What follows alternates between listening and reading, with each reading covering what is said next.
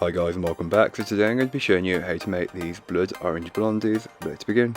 To get started on the recipe, you'll want to grab yourself a large microwavable safe bowl.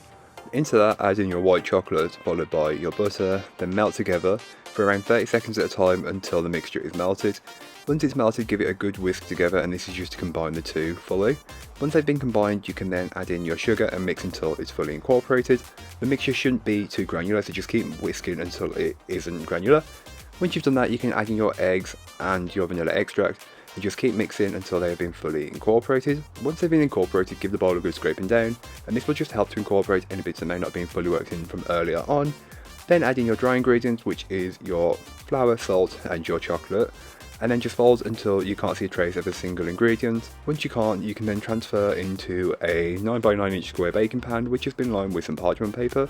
Spread the leaven out as best as you possibly can, just to help with the consistency of baking. To really help enhance the blood orange flavour, I'm using a homemade blood orange curd.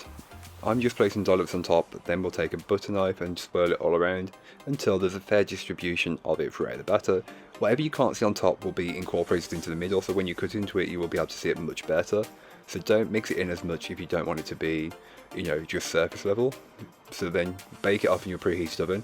Once you take the oven, top with some candied blood orange pieces, let it cool completely, so the next day you can then go ahead and cut them up into as many or as few pieces as you would like. The choice is really up to you.